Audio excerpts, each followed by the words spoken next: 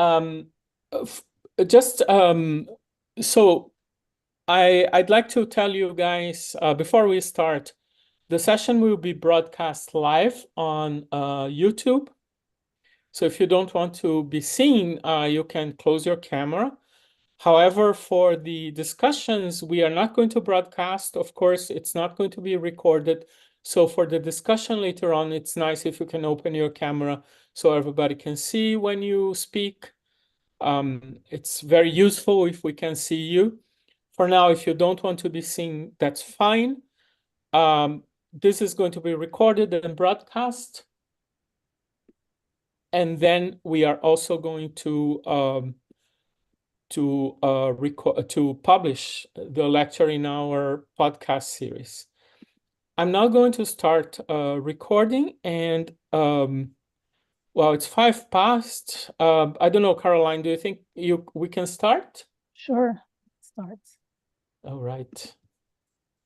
So welcome everyone to the 5th edition of this online course and a workshop actually for the Manifesto for the Just City, which is organized by our wonderful center, if I may say so, the Center for the Just City, in collaboration with several universities.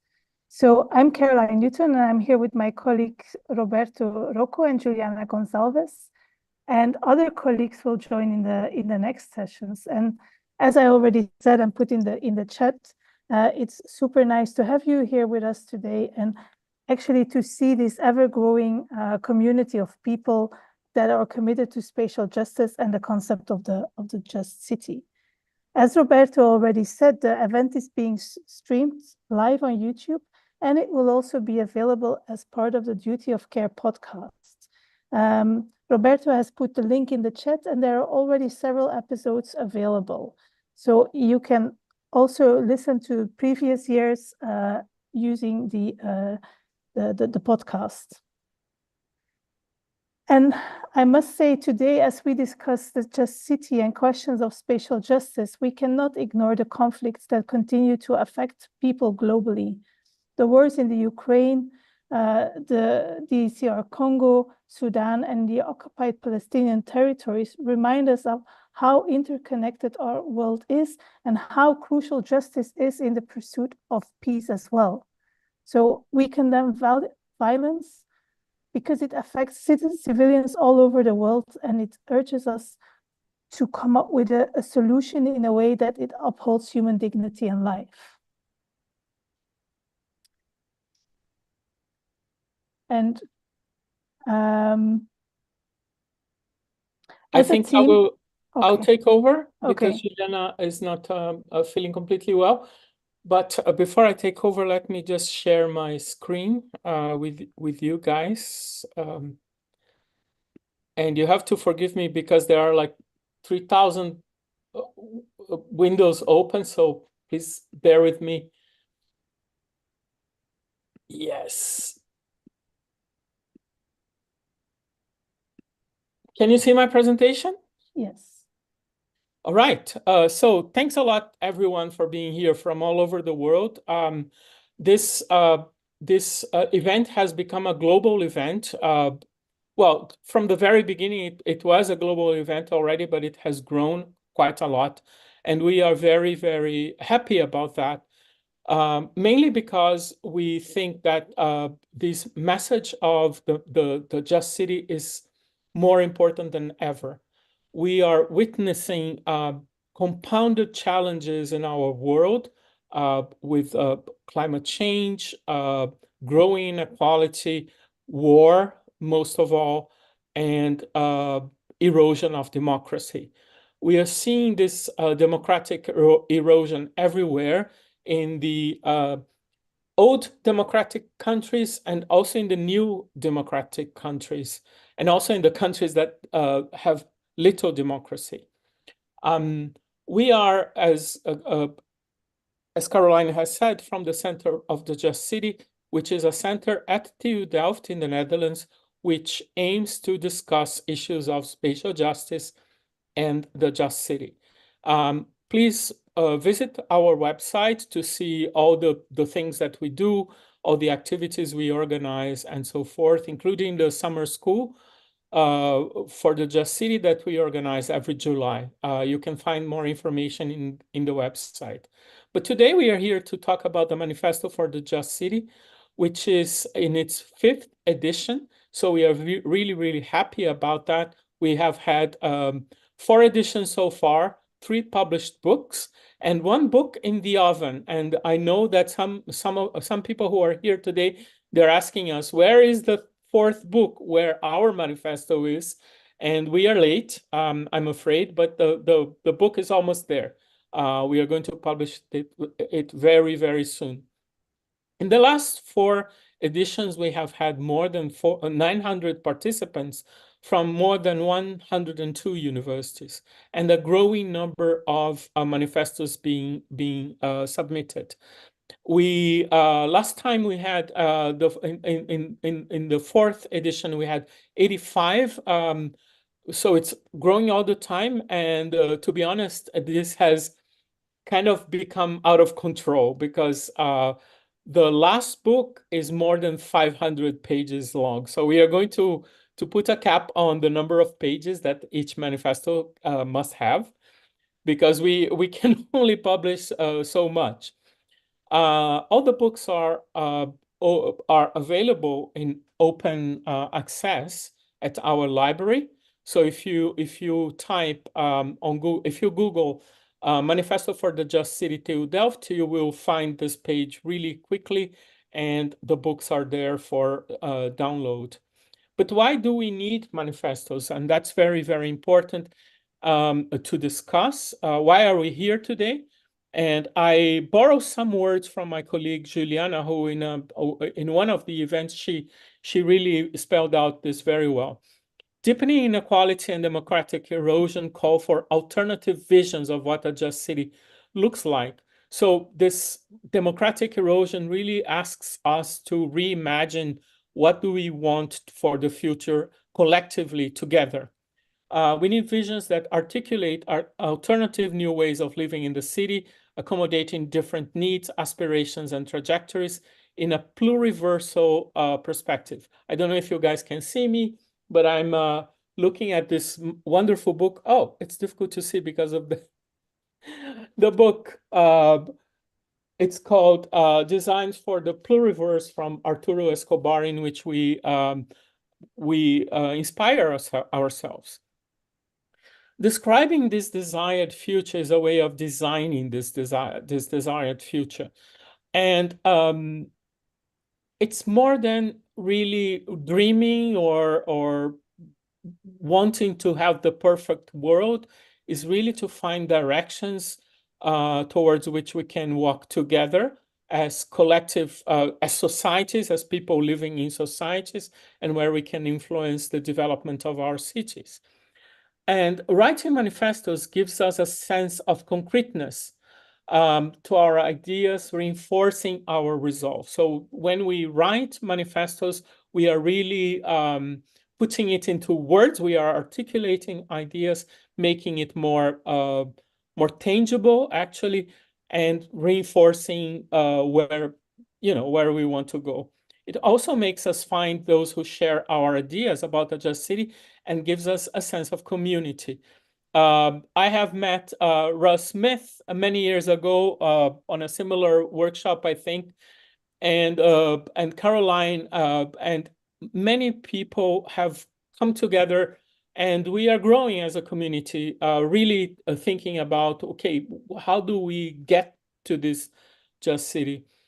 Manifestos are exercises of collective imagination and of hope as a political practice. And here I'm citing our dear Faranak Miraftab from the University of Illinois, and who really writes about hope as a political practice, not the naive hope of thinking that everything is going to be fine, but the hope that is there to combat this feeling of the battle is already lost. Nothing will work.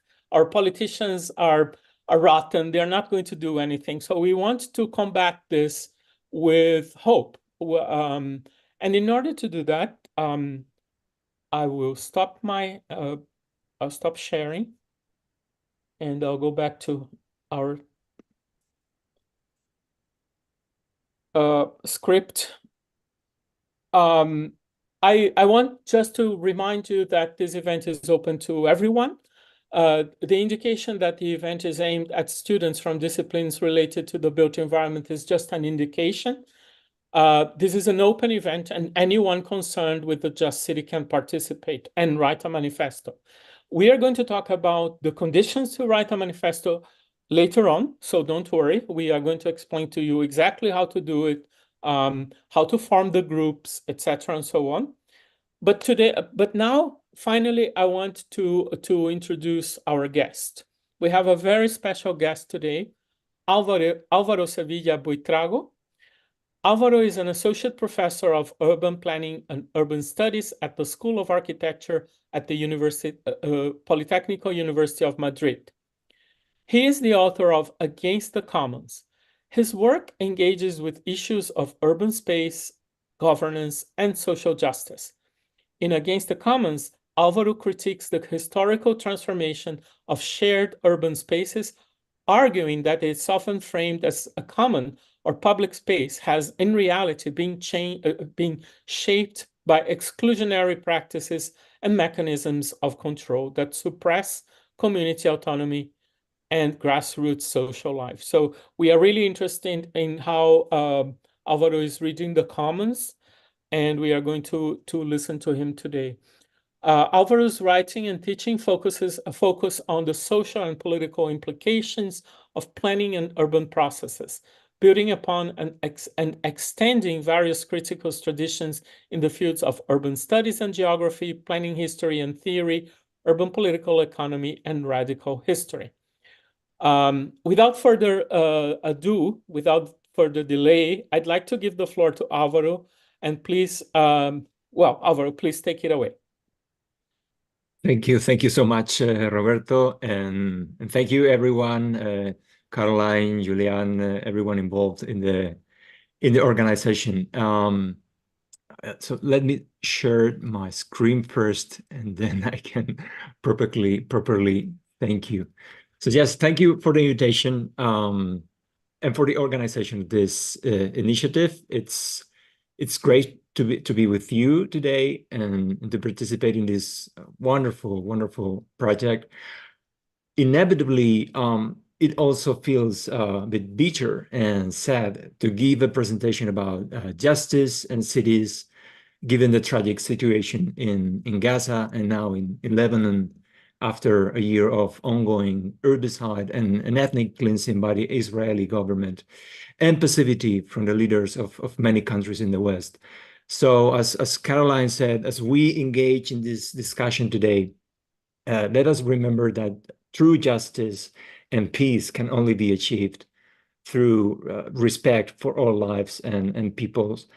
And let me take this position of privilege as a speaker today to send solidarity to those who are suffering in Gaza, in the West Bank, in Lebanon, including brilliant colleagues, some of whom have actually participated in this project in previous years. All right, so today I suggest that we think through the topic of the commons and its intersection with space, to explore the question of social justice in cities and beyond them, as we will see. Particularly, I will look at how the commons contributes to forms of social justice from below, how spatial planning and urban design have supported or undermined the commons in the past, and how alternative approaches that make room for commoning can help us produce more equitable, more just forms of urbanization. So this is what I'm going to do today. I will begin with a brief framing of the question of the commons and its intersection with space, planning, and design. Then I will illustrate this problematic with a couple of historical examples, experiences of struggles over commoning and decommunization in cities and beyond, discussing their connection to planning, urban design, and social spatial justice. And finally, as a prompt for subsequent discussion, I will offer some tentative ideas about an alternative design and planning practice that seeks to protect the commons. Actually, what an alternative spatial politics based on commons might look like. All right, so first a few words about the main concept today. There has been much talk about the commons since the 1990s, including in the last 15 years or so, a surge of literature in urban studies, and more recently in urban design and architecture. And I'm sure all of you have heard this notion many, many times, particularly from architects and planners. And I would say that we have to be careful. Of course, these are well-intended attempts to put design to work for the commons. But when we look at the past, we find that more often than not, under capitalism, spatial politics, including design and planning, have played an active role in strategies to disrupt the commons. We might say to decommonize society, to decollectivize society. So in order to understand why this is the case, I would say we need a bit of theory. So let's begin with the definition of the central concept, the commons. What is a commons? We use this notion to designate shared self-managed resources and spaces essential for the reproduction of communities independently from direct market and state influence. And I repeat, self-managed resources and spaces essential for the self-reproduction of communities. I'm emphasizing this question of reproduction, and that I think this is important also when connecting the idea of commons to projects pursuing social justice. We usually have democratic governance in mind when we think of commons, but important as it is, democracy is often an outcome of the need that vulnerable communities have to secure livelihoods and stability. And the idea of independence is also fundamental. Commons provide opportunities for self-reproduction and self-management that render communities more autonomous in material, economic, social, cultural terms. So in other words, commons are spaces of autonomy. Now, communal arrangements have been and still are a key feature of societal organization across cultures and history. But under capitalism, they become particularly problematic. Capitalism, as we know, is a system that is endemically unstable and crisis-prone. Its trajectory is punctuated by cyclical rounds of crisis and restructuring and transformation. And this dynamic concerns not only the economy, not only markets and production, but in fact, the entire society. So through all these crises and transformations, this system, there is a need to secure a coherent social basis in the face of the system's own destabilizing tendencies. And one of the most critical aspects of this is the need to reproduce popular groups and working people as subaltern classes, as population groups that will accept a subordinate position in a society that is structurally unjust or unfair. How do you do that? Well, among other things, you have to align the reproduction of these groups and the reproduction of the system so that one does not contradict the other, right? And you need to minimize the capacity of these subaltern groups to reproduce outside the system, both materially and culturally and politically. And you need to undermine their autonomy as far as it can fuel social antagonism. And well, autonomy, self-reproduction, self-management, as I just said, this is a stuff of commons.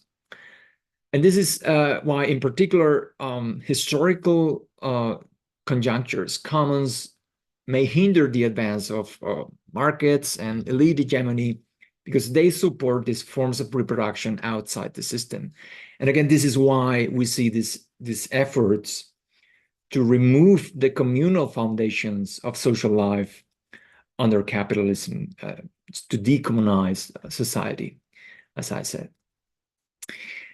All right, but at this point, you might say, okay, very good, but what do planning and design have to do with this, right? So enter the third element of the drama, space.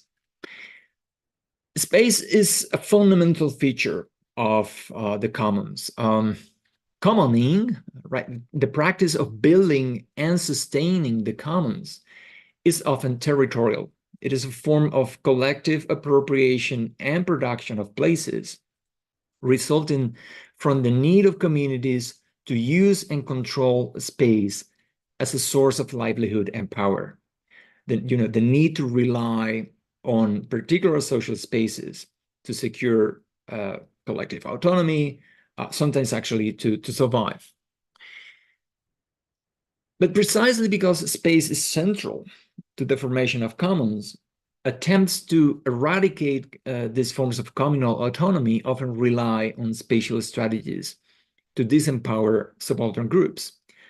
So spatial processes such as urbanization and techniques such as planning and urban design become important stakes in struggles over commons.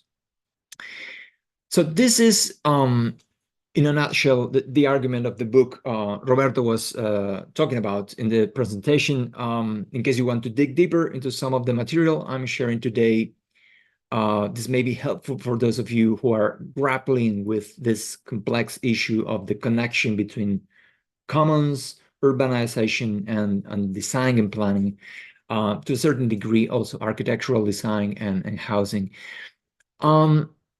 So this research explored the remarkable creativity of deprived communities to build spaces of autonomy around the commons, and how more often than not, design and planning have played an active role in strategies to dismantle these spaces. So to be clear, this is not to say that we should get rid of design and planning, but I think that we do need to develop a deeper understanding of how our techniques and ideologies became intertwined with this history of dispossession and decollectivization, right? So the main thesis of the book is precisely that planning emerges and develops in part as a result of these struggles and conflicts over the commons. It shows that there's a complex, dynamic, dialectic connection between the opening of new frontiers of dispossession of the commons, critical restructuring stages in the history of capitalism, and the advancement of new planning and urban design paradigms. So to give you a very brief and somehow oversimplified view of how this sort of dialectic unfolds in particular conjunctures, we could say that we have population facing difficulties. They appropriate space to create these realms of autonomy, and they develop more or less sophisticated commons. These spaces allow forms of self-reproduction that give them a realm of, self-made justice or self-made democracy that also contradict the dominant social or economic order, right? And at some point, this may become an obstacle for elite attempts to align the reproduction of these groups with economic imperatives or to impose a particular spatial order. So in these contexts, among other approaches, we usually find the implementation of these strategies to undermine the spatial basis of the commons. So new planning schemes emerge to target particular spaces or spatialities. They sometimes succeed, and commons are privatized, destroyed, fragmented, co-opted, whatever. And a particular mode of commoning disappears. But this often generates new crises of reproduction. And so we see the rise of new forms of collective appropriation, new social spaces, and the story starts again. A new frontier of commoning opens up, new capitalist strategies emerge, new policies and planning approaches appear, and so on and so forth. So this sort of dynamic movement affects the evolution and interaction of the three elements I mentioned before: capitalist restructuring, communal strategies, and planning and design innovation.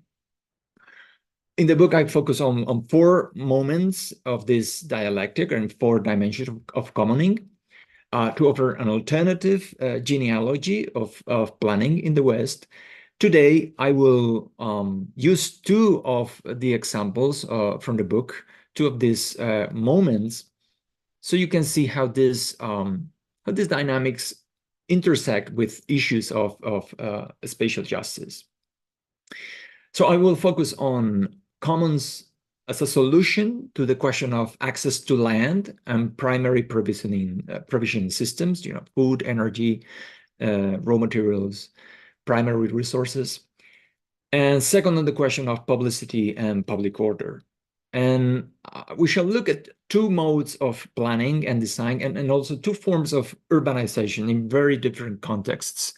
And I should clarify in advance that urbanization will be broadly conceived here in the terms proposed by planetary urbanization scholars.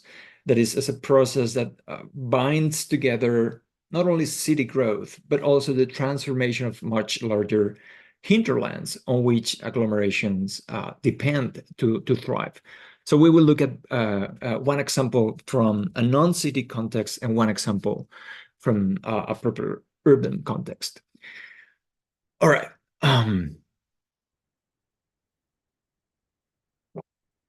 So for the first case, I have chosen the archetypal period of parliamentary enclosure of common land in rural England.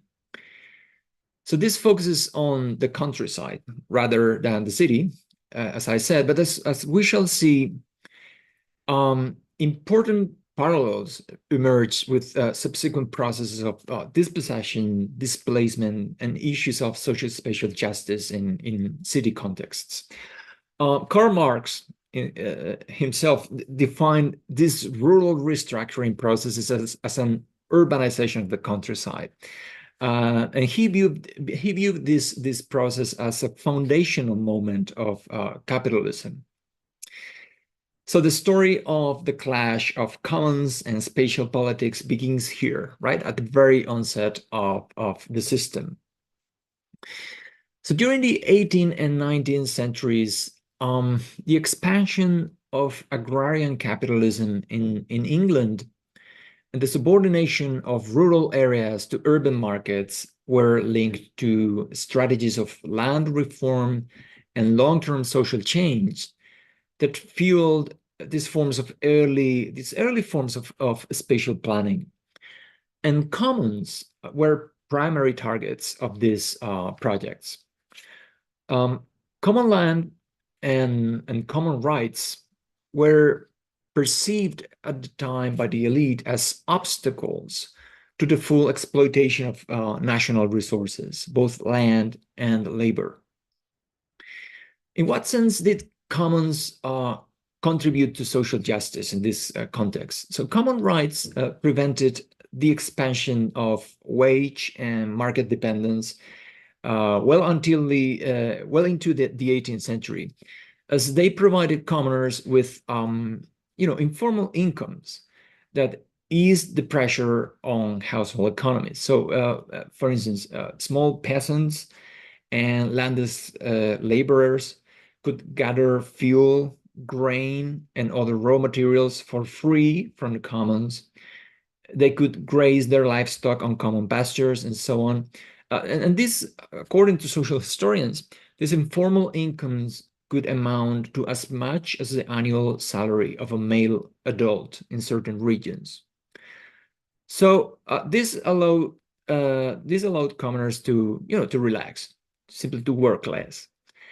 And capitalists, as you can read in the quote, they blamed the commons for a lack of discipline and compulsion to work among the lower classes.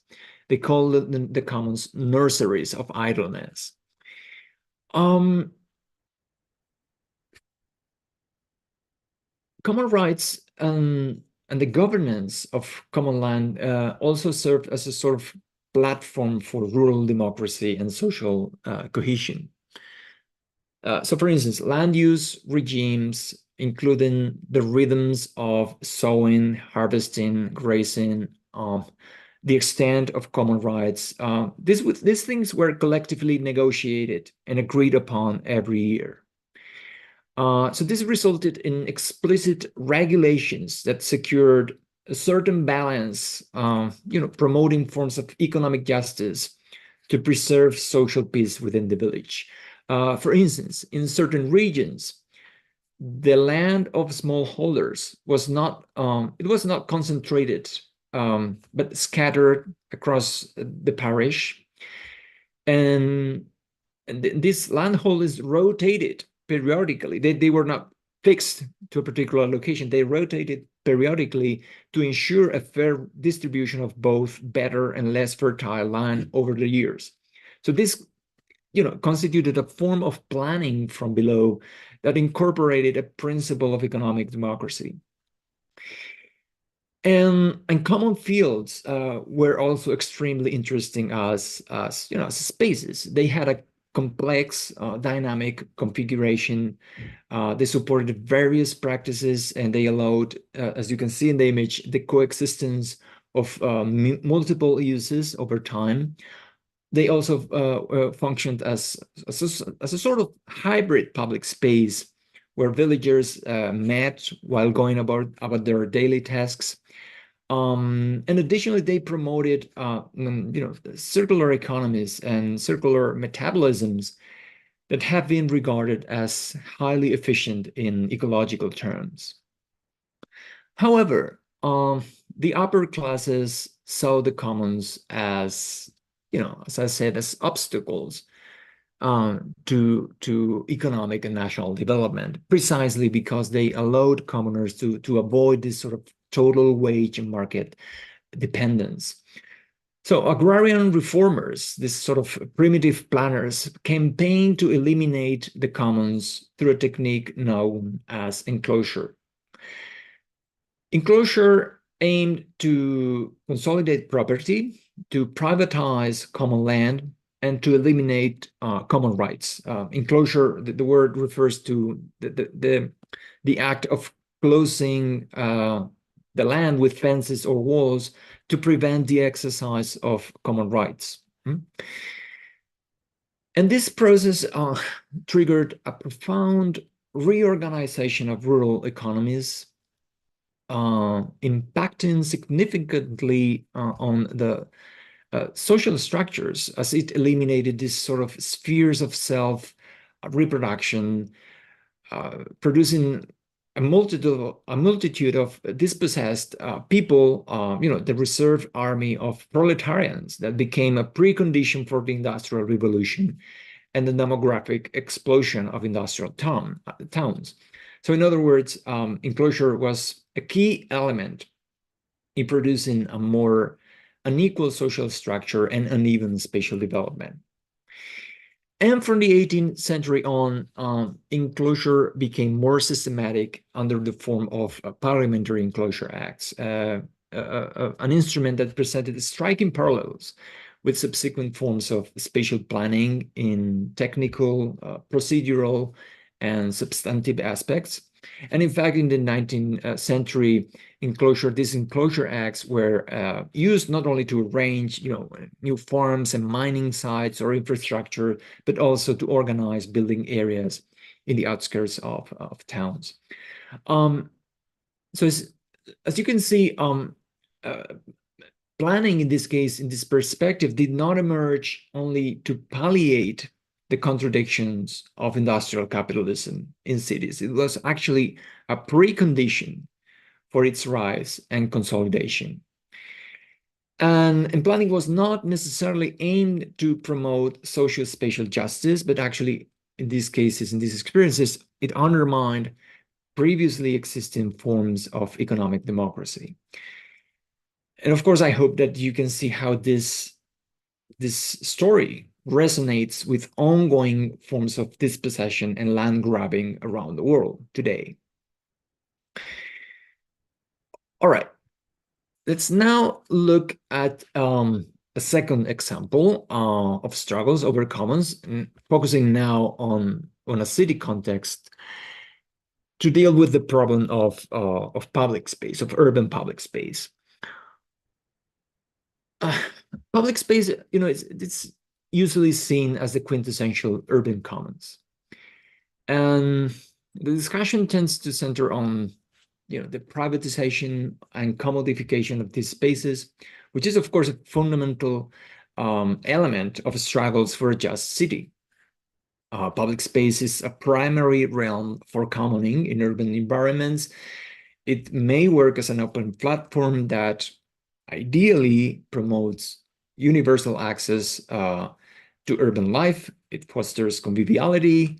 It can serve as a forum for political dissent, and so on and so forth. However, we sometimes forget that public space can also be engineered to shape social order.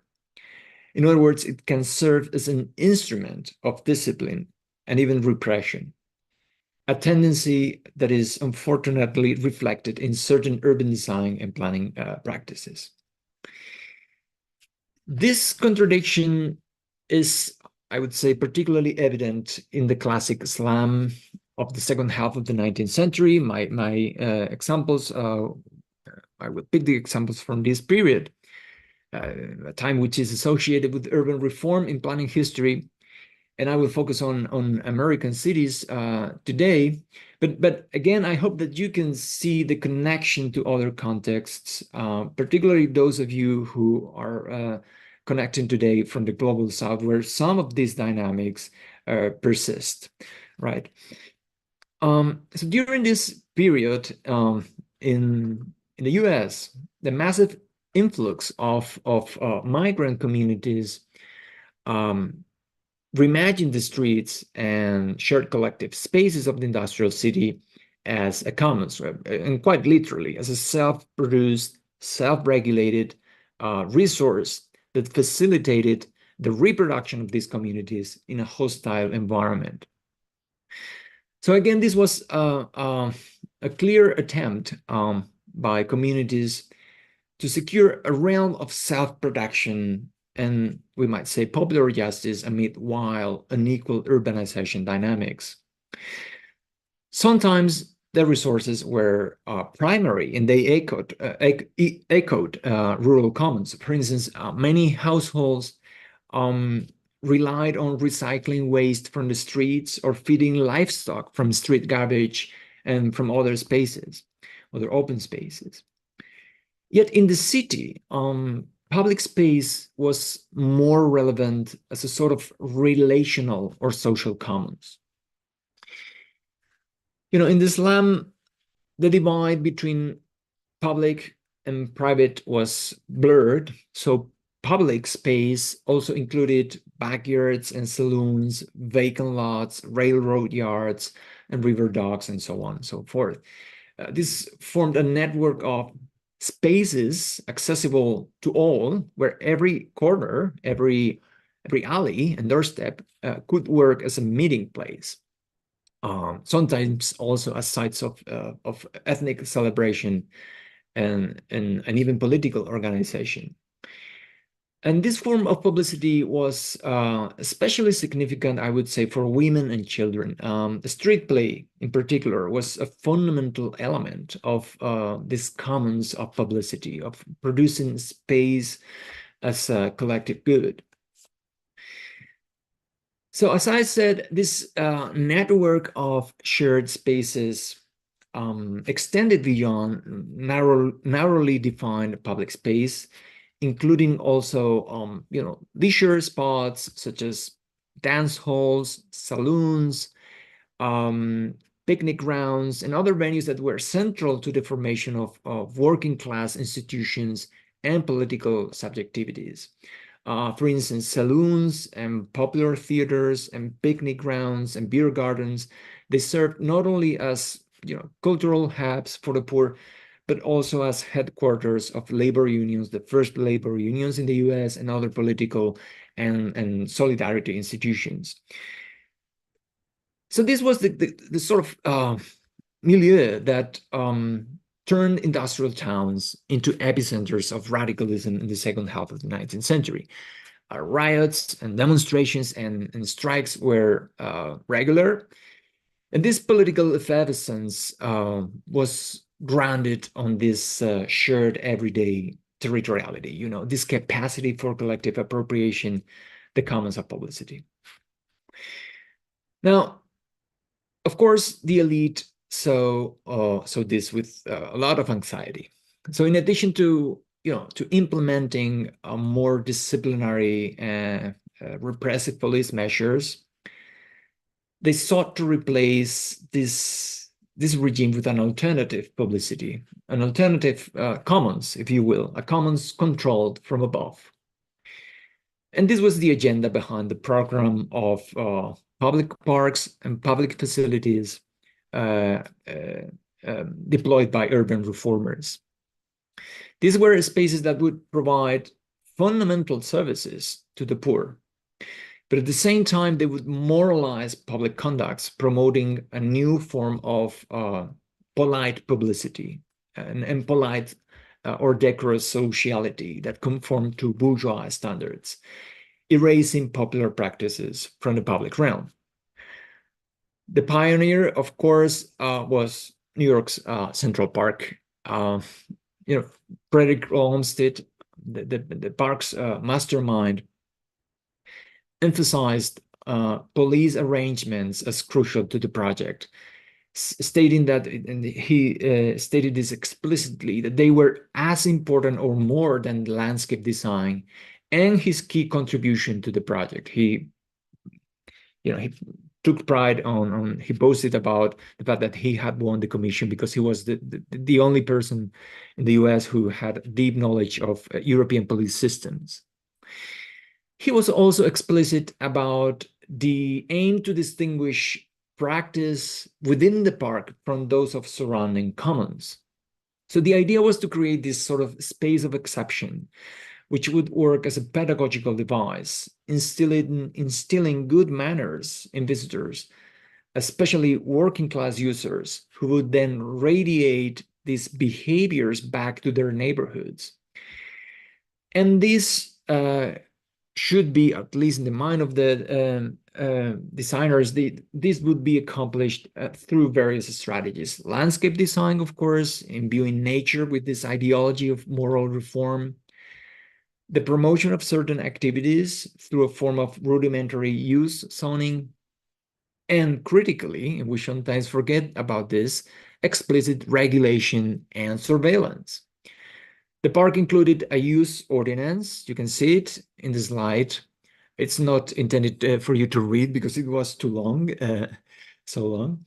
So the use ordinance banned typical working class practices such as political speeches, demonstrations, spontaneous music and dancing, drinking, improper language, improper behavior or appearance.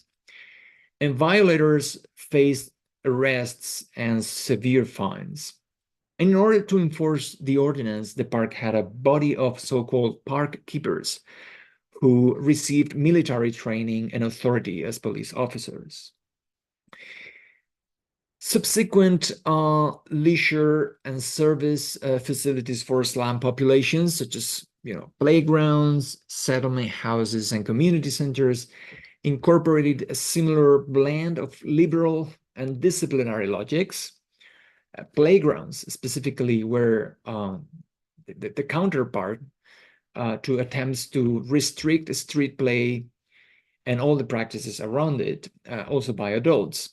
So in fact, they were explicitly framed at the time as tools for instilling new forms of citizenship and political subjectivities among younger generations. So the key, I would say that the key element to stress here is that the imaginary of publicity that these facilities aimed to promote became an essential aspect of urban ideologies that still persist today. And we could trace the trajectory connecting this approach to zero-tolerance policies for public space in the last 3 decades or so across the globe, for instance. And the point to keep in mind is that even in this case, when we're dealing with more progressive formation of urban policies that, as I said, provided essential services and facilities for the poor, we are still dealing with initiatives that sought to undermine the resources, practices, and spatialities that these groups had developed on their own to secure certain forms of autonomy and justice in their milieus. Okay. All right. So we could go on, but we are running out of time. So as you can see, this is a very problematic story. These 2 examples show they are just 2 illustrations of how the history of spatial planning and urban design is closely linked to forms of disorganization and attacks on the commons. And these dynamics of dispossession, as I've been saying, are still ongoing, of course, at many levels. This is not only a problem from the past. So where does this leave us? The old question, what is to be done? When I share this kind of materials and this research with activists fighting some of these processes today, some of them say, well, this confirms our experience that planners and designers are part of the problem and they can't be counted as allies. And of course, they have good reasons to think that way. But I would argue that it's a bit more complicated. I would say that planning and urbanization they're realms, they are sites of struggle. And the way they work depends on the specific balance of forces at a particular historical moment. So even if it's difficult, to imagine reorienting these instruments and these processes in our current conjuncture, I would say that they are too important and critical to the organization of space and society at large to be ignored or to be left to those who view urbanization, merely as a source of profit or as a vehicle to consolidate unequal social orders.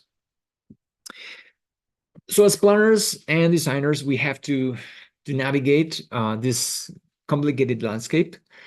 Of course, am I sharing the screen? Something happened, right? No, you're no longer sharing. Yeah, you stopped sharing. I don't know why. Let me go back to the presentation. Can you see it now? Yes. Okay. Sorry about that. I don't know if I touched something. So as I was saying, the response to the question to what is to be done, the question of what is to be done, of course, it must be collective. I think that the engine of the commons will always lie outside design, but I would say that we can help create conditions for commons to thrive. And of course, we should, by all possible means, avoid disrupting commoning dynamics with our interventions. And this latter aspect alone would be a significant achievement. In order to do that, one of the things that we need to do is to become more sensitive to collective capacities for commoning and how they work in space.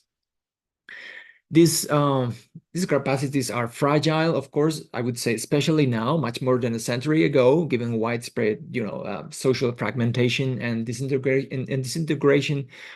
But we have to be particularly subtle and respectful when dealing with them. And I would say that we also need to be more aware of the role space plays in the unfolding of commons and how our schemes and techniques intersect with or hinder that process. We must be suspicious of our own techniques and approaches, keeping in mind that many of the elements and ideologies that have become regular features of urbanization and placemaking, they have problematic origins.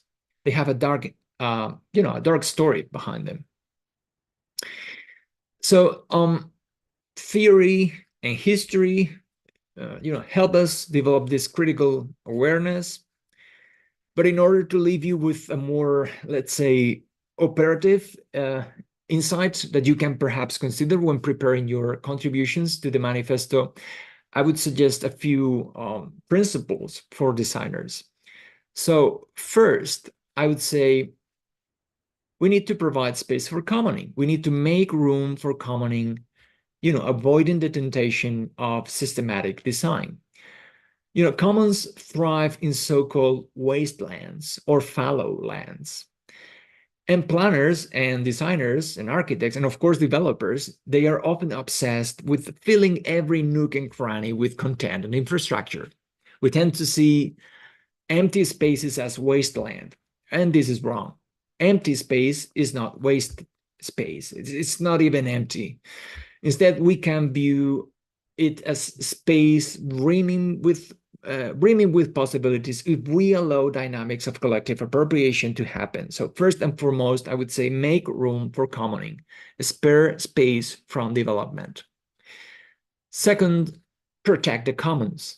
We need to learn to identify where commoning is already ongoing and use our knowledge and our technical leverage to shield the commons from market pressures, from privatization, from commodification and displacement. So we should focus on creating, infrastructures of protection, barriers against enclosure.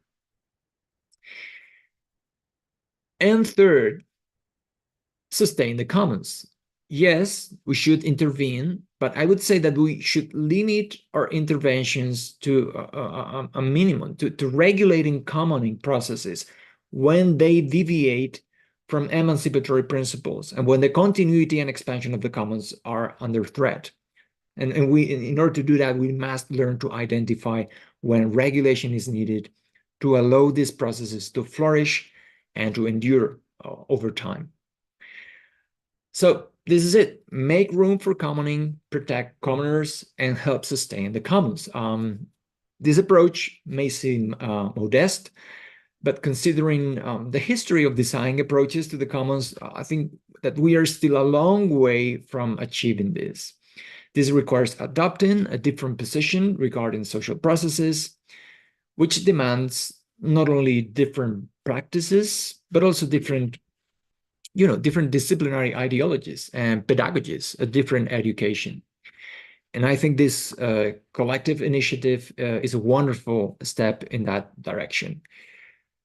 All right, so I hope my talk today helps in that regard, that it may help you with your proposals, and I look forward to seeing the results and, of course, to the discussion. Thank you, Alvaro. Thank you so much. While you were speaking, we were furiously writing on the chat, and it's super nice to see people so interested. And I guess we also, I think people also need a fundamental explanation of what the commons are. It's not a very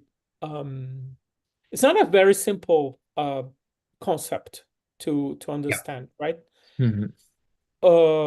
It has become a buzzword, but unfortunately, as it becomes more popular, I think that we deviate from, the core principles that commons have and features that they have had for throughout history. Yeah.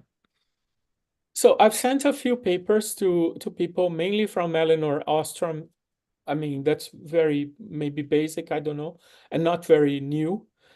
So maybe Alvaro, you have new papers you could send to us, and we would distribute them to the Okay, yeah, participants. definitely. Yes, I will send them later. Later, right? No, not right now. Not right now. I can send the papers to the participants later. Mhm. Alvaro, there are questions already in the chat. Mhm. Florentina, would you like to say your question? Please Oh, yeah. unmute yourself. Yeah, hi. Hi, Florentina.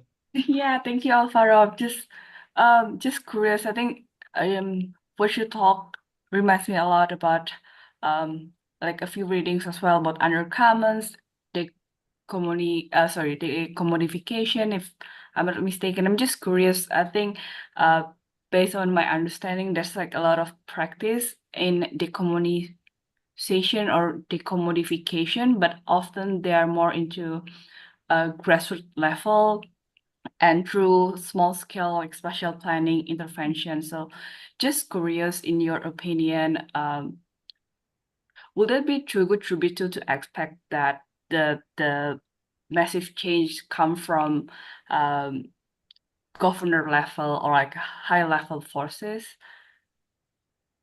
Sorry, can you repeat? Because I didn't understand. The audio is a bit.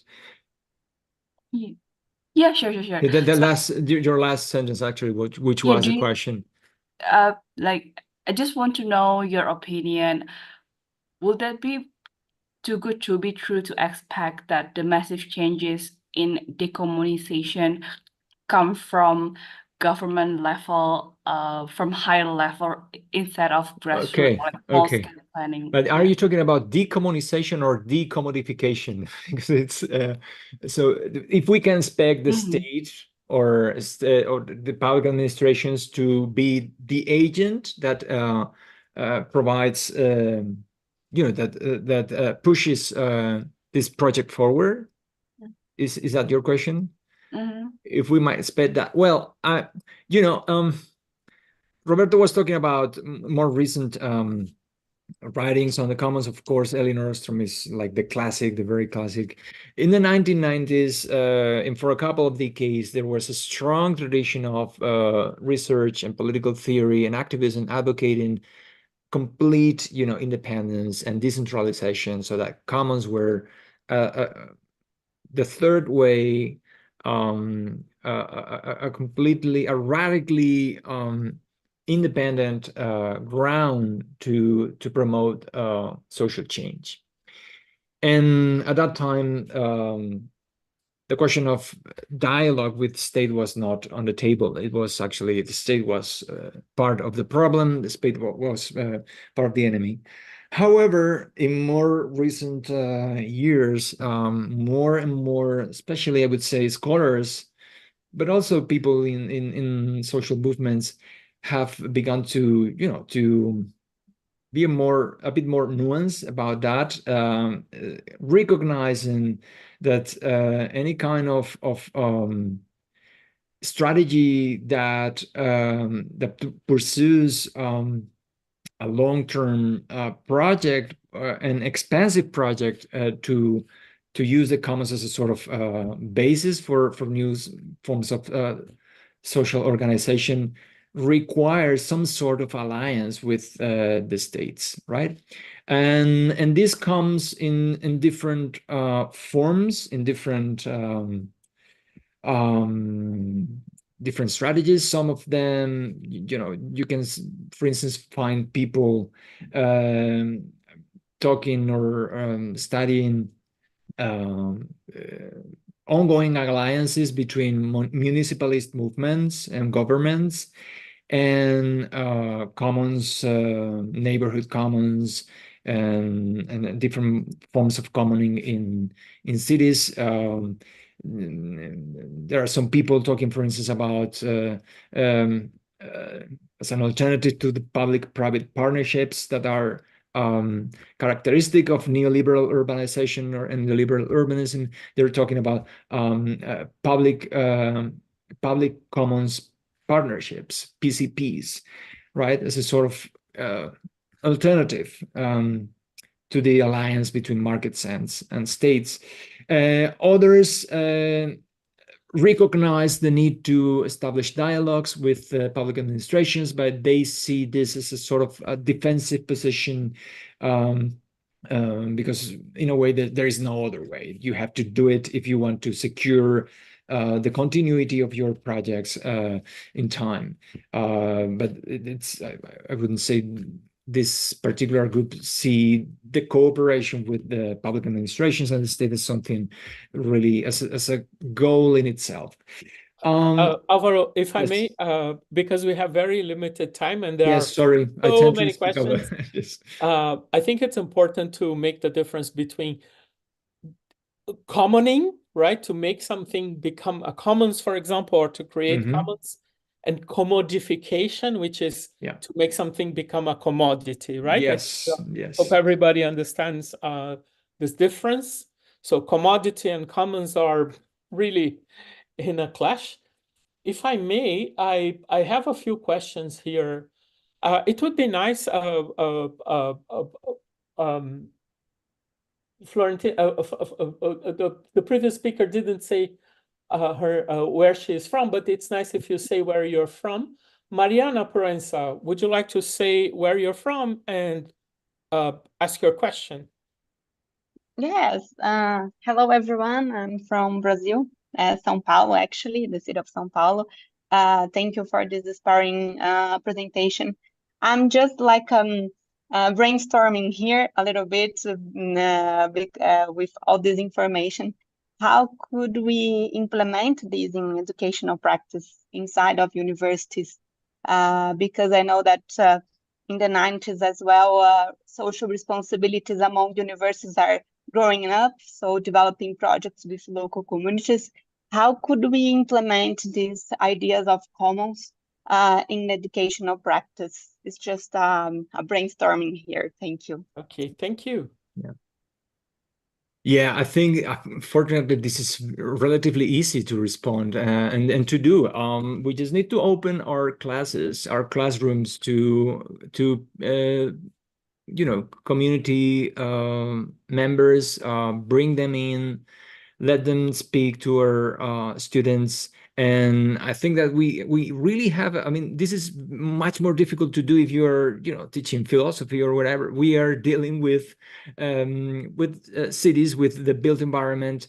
There are lots of problems going on, and we usually work with actual places that we have close to us. So it's relatively easy to identify who are the relevant members or speakers in these communities, and to bring them to the classroom.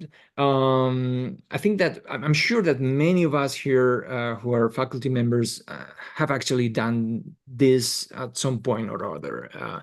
And I would say that this is actually, I mean, this kind of service-oriented pedagogies, they're helpful not only to have the students develop an awareness of the problems around them, and to get to to become familiar with the kind of language and that you need to use when you are dealing with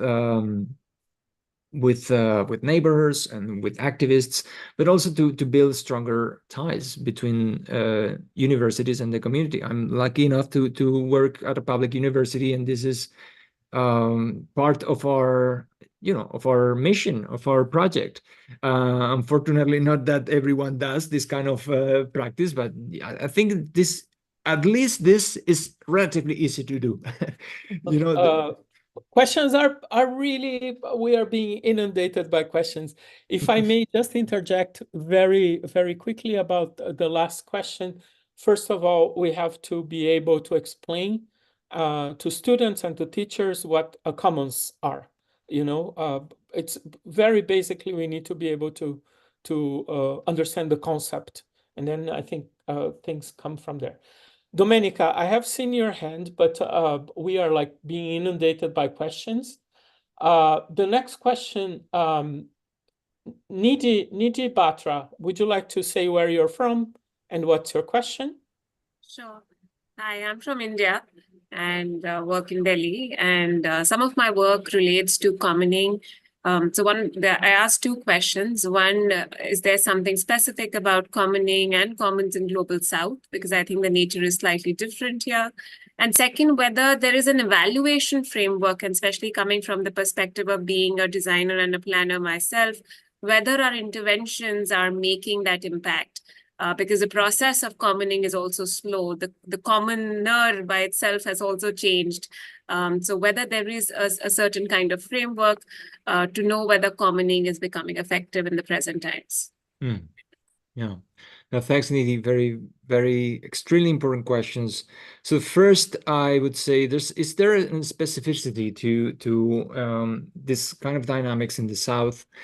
I would say not only on a specificity, but I would say also the magnitude.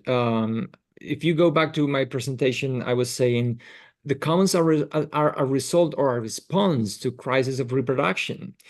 So in contexts where we don't have, the infrastructure, even if minimal and weak, but the infrastructure of welfare states, of public services, of urbanization, there's a need by people to create them themselves, to create this sort of networks of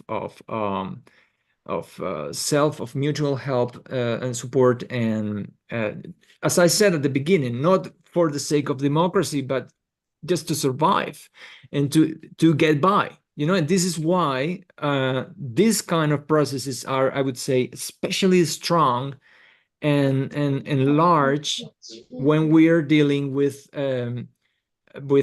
dynamics of intense societal and economic transformation, such as those experienced in England at the beginning of historical capitalism in this region, but also in colonial territories at the time, and now in many parts, especially of the Global South, because the crises of reproduction there are much larger, infinitely larger, and the precarity of urbanization, of urban life in these spaces is much more intense and dramatic. So this is where we can expect to find these huge forces, and I think that if there's hope that a sort of something similar to a communist or commons-based urbanization might emerge, it is there.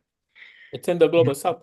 It's in the Global South, yeah. I just want to remind everyone that we are a global community, which means this is really global.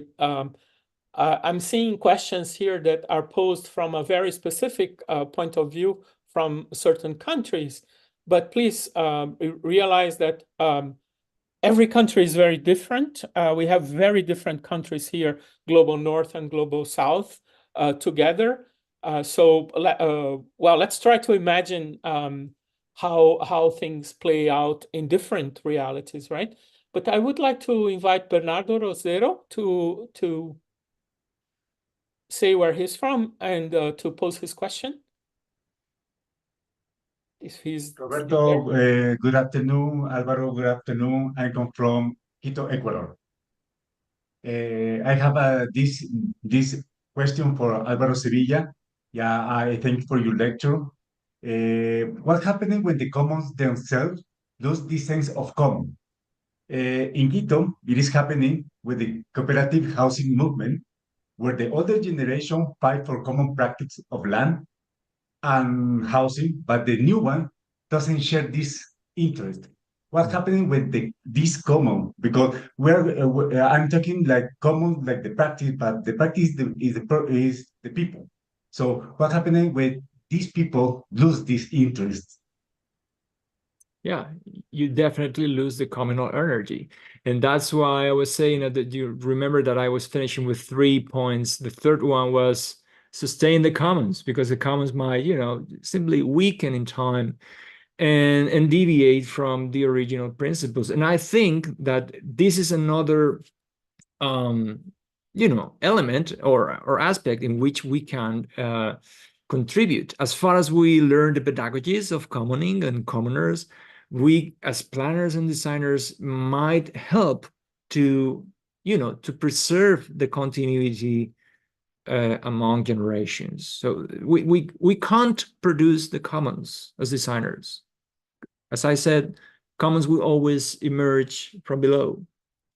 But we might help to, to provide not only the spatial infrastructure, but also maybe the temporal frameworks and memories, not only with our techniques, but also with the alliances and networks that we are able to contribute to create.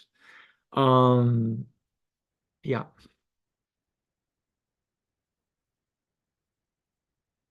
I was mute. Domenica, would you like to say where you're from and pose your question? Yeah. Hi to everyone. I also come from Ecuador, where I'm currently living in Denmark. My question was regarding of whether we can think of this practices that had been orchestrated in different places to dispossess the commons, and if that practices could be linked, for example, in the global south as colonial practices in the form of modernity. You mean that the process of dispossession has been presented as a process of modernization? Yeah. In the discourse? Yes, yeah. Of course. And I would say not only in the colonial realm, although, of course, the magnitude and the volume of dispossession in historical colonies was much more dramatic. But this idea of modernization linked to process of dispossession, as the positive side or the excuse that justifies displacement and expropriation. This is also this was also the discourse in the North. I mean, these are common features of this process of enclosure, not only of land, but also of other dimensions. The two cases that I've presented today were developed under the banner of modernization, of development, of improvement, right? The ideology of improvement was key to process of enclosure, and it's still the fundamental the entry point or narrative that many of these processes unfold and deploy. Yeah. Guys, one of the things that we wanted to do was to have breakout rooms. I'm not sure we are going to have time to do that because the conversation is really super interesting and important. I'd like to ask Caroline and Juliana if you have any remarks or comments you would like to make. Juliana is saying no. Caroline? No, not for the moment. I'm just adding some stuff in the chat. We are furiously answering things in the chat. Look, our secret agenda here is to make friends. So we invited Alvaro so we would meet him and listen to his ideas and make friends, right? And to be honest, this extends to all of you. We want to really get to know everyone and to talk to everyone. And there are lots of friends already here, people who have been doing things with us, not the least the people who came to the last summer school in July. Quite a lot of people here, Kyle, Karina, Ana Carolina, Osbert, so many people. Luz Vergara from Chile is here. She's a teacher and she's a former colleague. There she is. And she's bringing a lot of students. Beatriz is here that I can see. Sorry, I can't see everyone. I only see one screen. But so I don't know. What time is it? I think we don't have time for the breakout rooms. So we can continue with the questions and answers. What do you think? I'm in. You're in? Yes. Is everybody fine? Because we will have in later sessions, we are going to have these breakout rooms where people can discuss, and they can find also members for their groups. There are lots of people who are very concerned about how they're going to form the groups. They don't have anyone around them who wants to write a manifesto, but it's very nice, and we really recommend that you do it in groups. Well, having said that, let's go back to some of the questions. And I can't read your name very well, but I think it's Syria. Kartov? Oh, it's so small. I can't. Hey. Can you tell us where you're from and what your question is?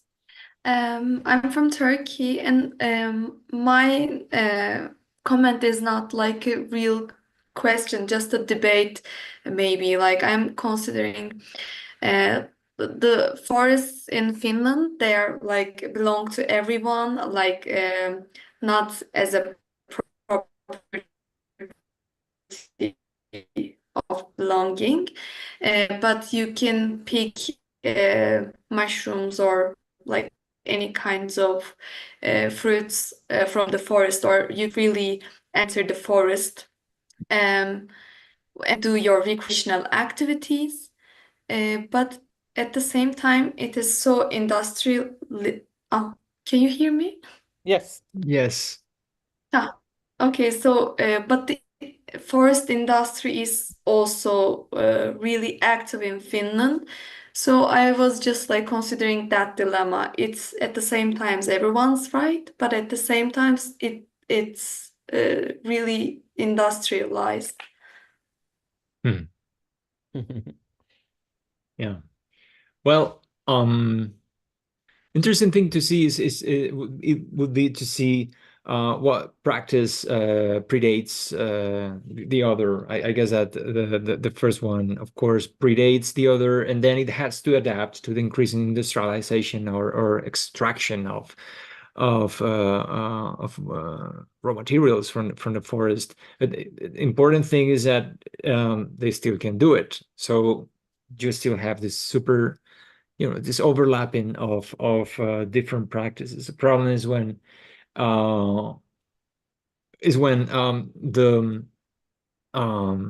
the imposition or the the development of new land uses are considered as exclusive, and therefore they make it impossible to continue this sort of communal or customary practices that sometimes are well, I wouldn't say that picking mushrooms is fundamental in the case you are talking about, but at some point in the past, it's obviously in Finland that the problem was relatively the same. It was in much of Northern and Central Europe. We see at different times the same kind of processes that I was talking about in England, right? So from being a key or a central aspect of household economy, it's, these customary practices become anecdotal. But at least what you're talking about, new land uses are not exclusionary in that sense. So there's room for maneuver. Maybe today's picking mushrooms, but tomorrow it can be a different thing, much more, powerful or substantive for sustaining communities. Very good. There was a question. Oh my God! Now I lost the question from Daniel. Daniel, would you like to say where you're from? Daniel Katz. Yes. Yes. There he is. Sorry. Thank you so much. Alvaro, thank you so much for this really eye-opening lecture for me. So my question, I think, was partly answered when you answered Bernardo's question. I was thinking, it is my experience that in many cases, usually in marginalized communities, the sense of commons is almost non-existent in terms of their will and want. And it was my question on what is our role as designers and planners to facilitate this will if it doesn't come from the bottom up? Yeah, that's a key question. You have to take into account that the pattern I was describing. So you have crisis of reproduction. This will compel people to cooperate and to develop. This is what I've observed in a research that is mainly historical. But what happens when these communities are so disintegrated that it is very and really difficult to develop this kind of collective bonds, which is what we see today, especially in the North, I would say, where the commons has actually become fashionable because it's a thing of in many cases of middle classes in urban contexts, middle classes with a certain social cultural capital that's and time and resources to develop initiatives from community gardens to other kind of public or collective places and so on and so forth.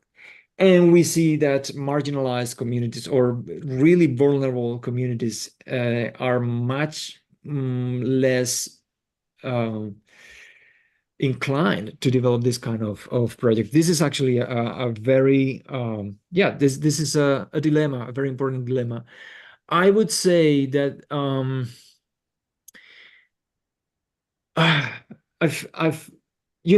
I've done fundamentally historical research, and I can't avoid looking at these long-term or long-durée patterns, and to see that whenever we find commons that endure in time and have this sort of continuity, and also that they have this capacity to develop an antagonistic spatial and social order, it's always from poor communities, working class communities, popular communities.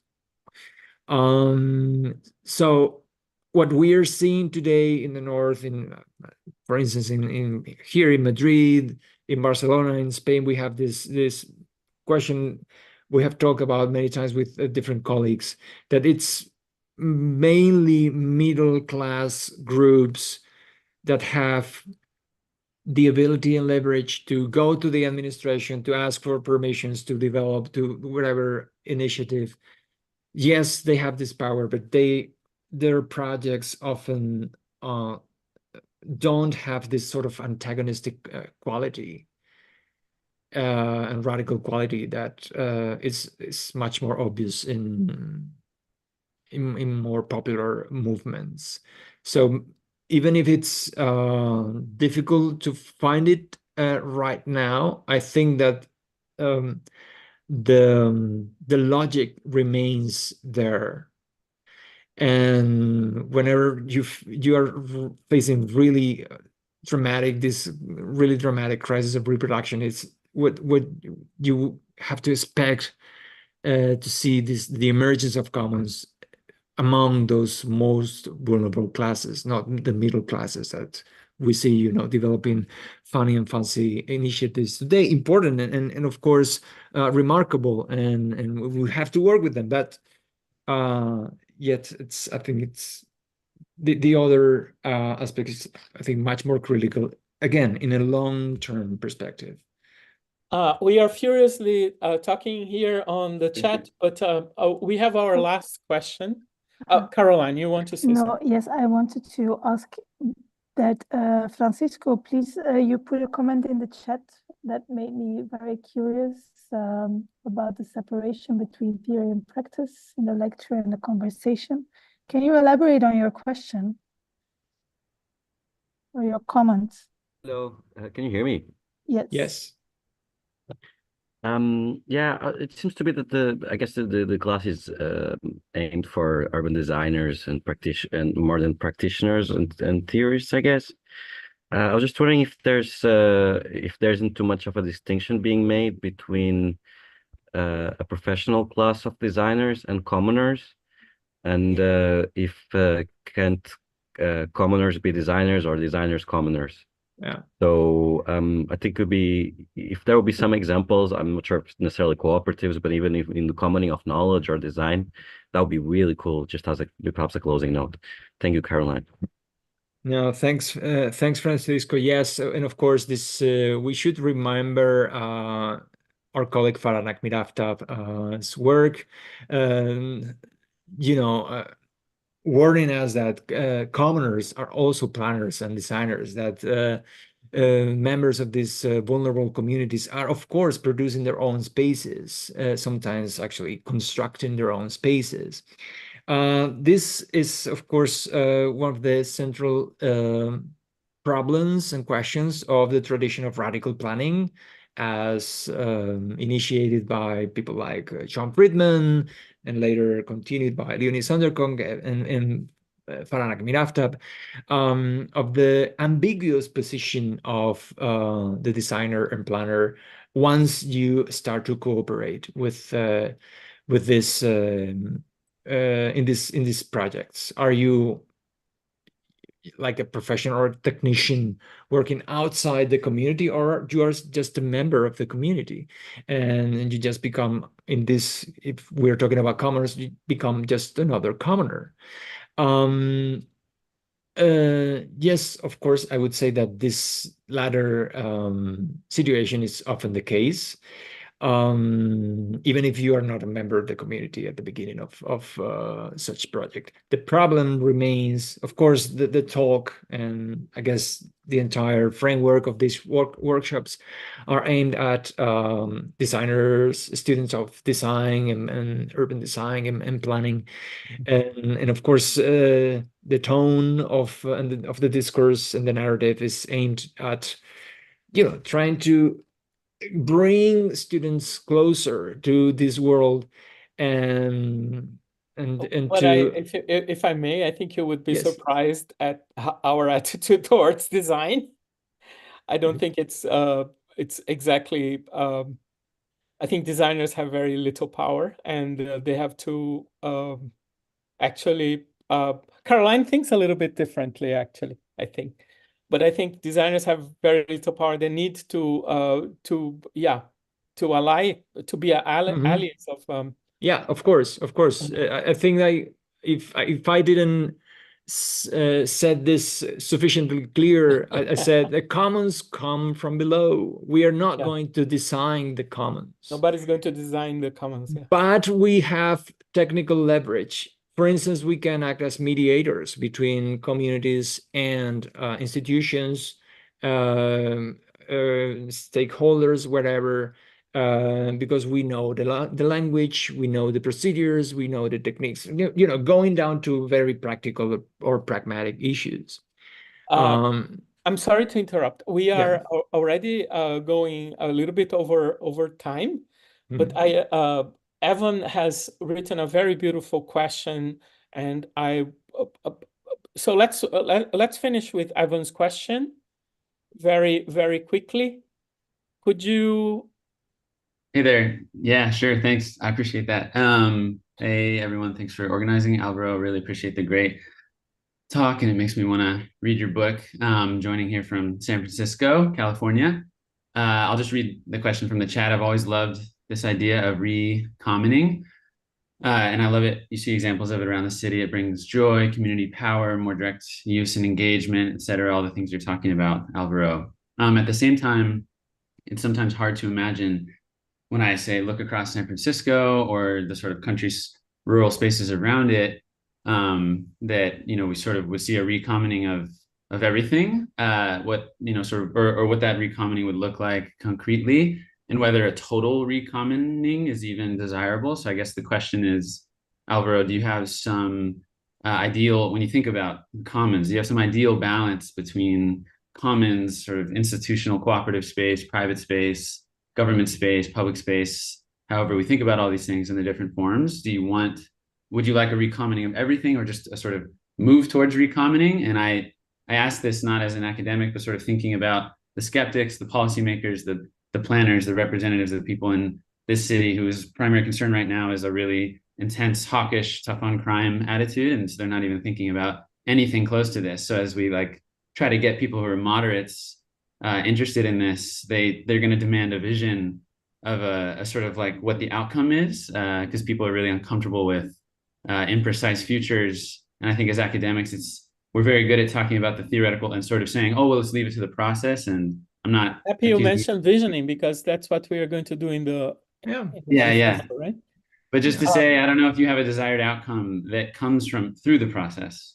Yeah, thanks so much, Evan. Wonderful question. Of course, it's very difficult to think about that kind of future, but I would say it's as difficult as thinking about a completely emancipated society. You know, it's part of the difficulties of envisioning radically alternative futures, and but between the two options, you know, the kind of balanced option and going for a radical real recommoning of the world, I would definitely choose the second, even if we lose.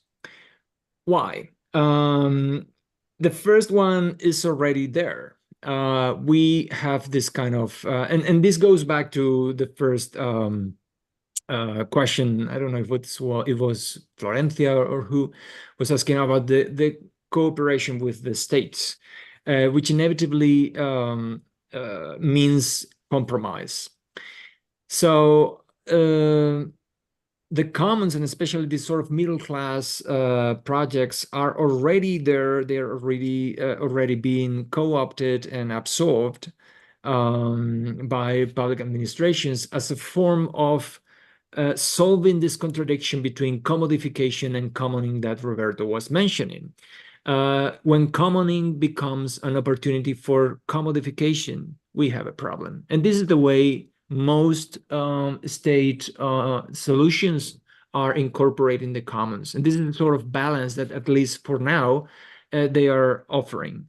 So in that sense, I think that we should aim at least to think about this radically alternative futures, this sort of radically communist or commons-based urbanization.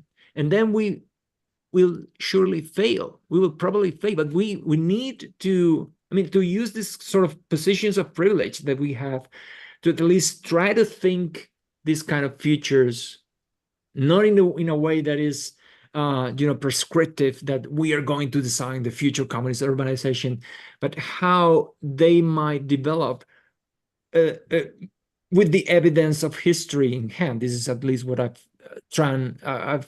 tried to do. So difficult, yes, of course, difficult horizon to navigate, but yeah, I would say this is the challenge that matters. The challenge that matters. That is a very good way to end our event today. Before we end, I'd like to ask Caroline or Juliana if you want to add anything. Yes, sorry, I'm going to put something in the chat now that we're talking about visioning and kind of imaginaries and future. It's a call for contributions to a session Irene and myself are organizing. So sorry for the self-promotion, but it links to what was just said. Perfect. Look, we are a little bit over time. We've already lost quite a few people, but we still have 160 people in the room. I would like to end with a big thank you to Alvaro, most of all, because that was an amazing lecture, and you saw how much the discussion was rich in insights and new knowledge, I think, for a lot of people, including me. And I think it became clear that we need to imagine how are we going to implement some of these ideas in our cities, right? We can try to collaborate, to inspire, to animate people to act. And we can also design, of course. We will see. I'm deeply grateful to my colleagues from other universities who are here. Christina, Russ, Luz Maria, all the people from other universities who are using this lecture series in their courses. And to our friends who have been here, so many people from the summer school, people who have participated in other manifestos and have published with us. I'm very happy that you are here. I just want to tell you, don't worry about the logistics of the manifesto. We are going to explain everything to you. We have a kind of little manual that we are going to send to you. We are also going to send you the chat of today, the link of the recording. Everything will be shared. If you don't have a group yet, don't worry about that. We will find a group, or we will find a way to find groups. So we will see. We still have 3 lectures. The next one is with Stefania Milan. She is a professor of critical data science from the University of Amsterdam. And critical data science is really one of the topics of the moment, in which we have to understand how people are using data, also to control us, but also to do very good things. Data is very, very important. I hope I will see you all next week on Tuesday, not on Monday. That is our only exception. Tuesday at 6 o'clock Amsterdam time. You have to see what time that is for you. With that said, thank you so very much, everyone, for being here today. And I'll see you next week. And don't worry, we will send everything to you. Not today, though. Tomorrow. All right? Thank you. Thank you, everyone. Bye, Bye-bye. everyone. Thank you. Thank you, Álvaro. Bye-bye. Bye-bye. Thank you.